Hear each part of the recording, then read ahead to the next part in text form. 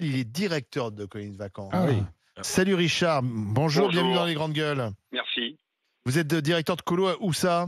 Je suis à Jas, c'est entre Loire et Rhône. C'est les collines des Monts du Lyonnais, versant Loire ou versant Rhône, c'est-à-dire Saint-Étienne et Lyon. Et vous accueillez en ce moment des enfants là? Oui, bien sûr. C'est un espace important, vous avez un bâtiment? On a 25 hectares en milieu naturel.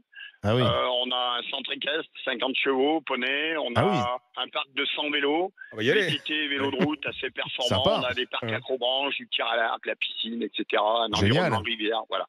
Combien d'enfants vous accueillez? Alors, sur l'année, environ 2000 et par semaine, une centaine. D'accord. Et ça coûte combien la semaine chez vous? Alors, ça coûte un petit 6 000 balles, et 6 000 euros. La semaine 600 euros. 600 euros. J'essaie de on s'est dit, là. 6 000 euros de on s'est dit quand même, putain, la semaine, c'est cher les colos, quoi. Et on propose donc les colos. Je pense qu'effectivement, il y a besoin d'aide parce que c'est un budget. La dame avant s'exprimait très très bien. Je vous présente mes excuses, c'était très drôle, ça a détendu la. Non, c'était drôle. 600 euros la semaine. Et les enfants ont 4 temps d'activité. On a un temps d'activité à 9h, un temps d'activité à 14h, un temps d'activité à 17h et un temps d'activité à 20h30. Et l'enfant, le matin, quand il se lève, il s'inscrit sur un tableau. Dans sa journée, il peut faire une descente VTT, monter à cheval, tirer à l'arc. C'est super. Donc, en fait, l'enfant, il est occupé toute la journée. Il n'a pas besoin d'être sur le portable. Voilà, il n'a pas besoin d'être sur le portable. Il n'a pas besoin de jouer à la PlayStation, même si dans un coin, ça existe pour les temps calmes ou les gens fatigués. Bien sûr. Mais effectivement, pour le budget, c'est très difficile pour certaines familles. Après, le plus, c'est l'ouverture, c'est la rencontre, c'est l'échange. Et puis les activités, parce que 600 euros par semaine, c'est un coût, mais enfin, vous proposez quand même plein de choses, quoi. Ah, exactement, notamment en termes d'encadrant, c'est un peu difficile. Je vous avoue que moi j'ai commencé une quinzaine d'années, j'ai une expérience professionnelle assez importante dans le sport notamment. Après, je suis devenu exploitant, j'ai créé la colo, je suis directeur par diplôme, je suis éducateur sportif, éducateur d'enfants, et toute la journée, très actif, mais du matin, par exemple, ma journée d'hier, le matin à 9h, j'ai fait une séance de tir à l'arc pendant 2h30. Après, je suis allé faire une descente canoë, je suis revenu, j'ai fait une descente VTT. Oui, c'est ça. Et à 19h, on est allé rouler avec les gars où on a travaillé l'échappée du Tour de France parce que ça leur faisait plaisir, ils avaient des vélos de route et voilà. Et c'est vrai que nous, les animateurs, ils sont comme ça et les gamins, on essaye de beaucoup leur apporter d'apprentissage, de réflexion, etc. Vous trouvez des animateurs aussi, aussi. Beaucoup de difficultés à trouver les animateurs, énormément de difficultés. Et Pourquoi ils sont pas. Vous les payez combien les animateurs? Alors, un animateur, c'est payé entre 6 000 euros. 7 000. Ils ont à peu près le plus faible BAFA à 50 euros la journée. Et après, on monte selon ce qu'ils font à 100 euros, quoi. Voilà.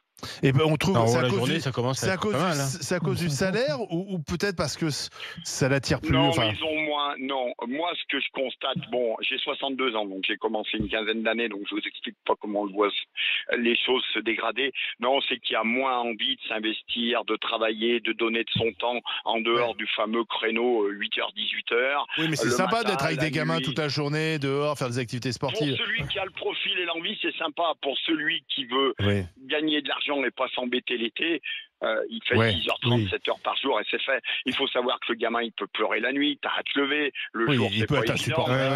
Il est insupportable, il y a des conflits la journée, il faut participer à la mise repas, il y a caca culotte, il y a pipi, il y a tout un tas de choses. Il y a le problème de l'appartenance. Moi, j'ai connu ça, j'ai du mal. J'ai connu ça. Et vous avez toutes les classes.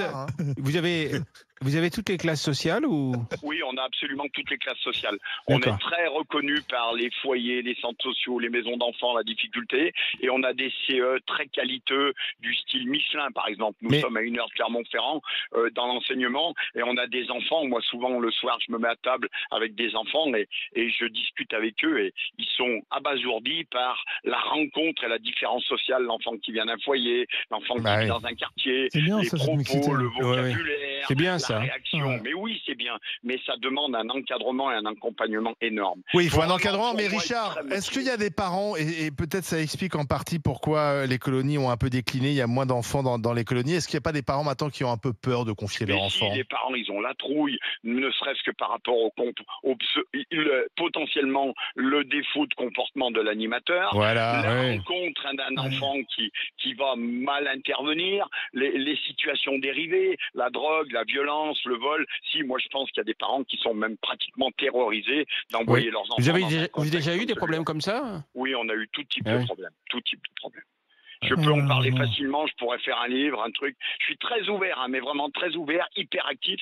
Peut-être que ça se sent un petit peu. Extrêmement tolérant. Ouais, électrique. Extrêmement tolérant, mais il y a un moment où il va falloir remettre un peu de cadre, quoi. Et oui, alors c'est ça. Est-ce que les gamins, est-ce que vous sentez, il y a une dégradation sur l'autorité, elle est énorme, elle est énorme. Moi, j'ai des anecdotes de dingue. Un gamin de 8 ans qui m'a mis une chaise sur la tête en me disant, je veux faire le djihad. Enfin, je veux dire, mais où on est, quoi. Enfin, où on est. Je le prends avec humour et détente parce que.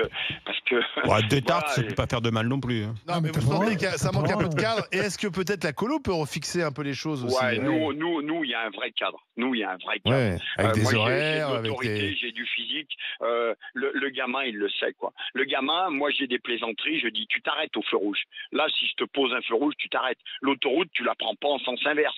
Voilà, on a un vrai cadre. Et nous, le gamin, le discours aussi, c'est de dire, tu vas trouver ton équipe d'encadrement comme toi. Si t'es un emmerdeur, l'équipe, elle sera emmerdeur. Si t'es génial, l'équipe, elle sera géniale. Si tu veux en plus, t'auras toujours plus. Et vous avez noté des changements d'attitude des gamins qui étaient très compliqués au début, qui ensuite j'ai noté. C'est ça qui est intéressant. Des gamins qui viennent depuis des années, qui avaient, moi j'ai adopté une petite par exemple qui était larguée, je l'ai adoptée, c'est devenu ma fille, et j'ai des gamins maintenant qui sont chefs d'entreprise, qui ont 40 ans et qui ont démarré dans des conditions, les parents pouvaient pas les garder, ils étaient perdus, ils faisaient rien, ils étaient timides, ils entreprenaient rien, et ils ont pris confiance.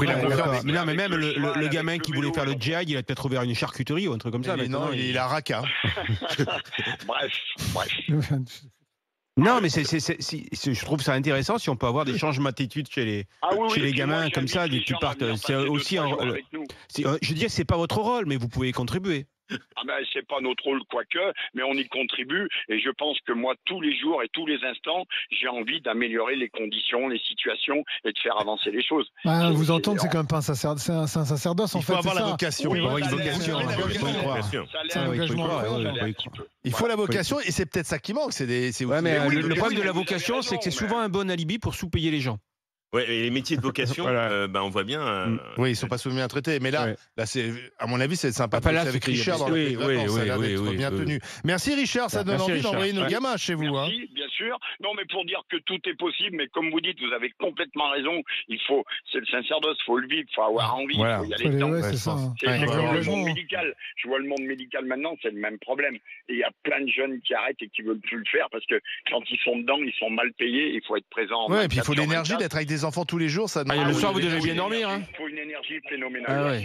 Merci Richard. Écoutez, passez un bon été avec vos gamins du côté de. C'est rassurant parce que si tu envoies tes gamins en colo à 8 ans et qu'ils reviennent, ils boivent et ils fument. Je pense que chez Richard, ça va pas être. Je pense que c'est pas le cas.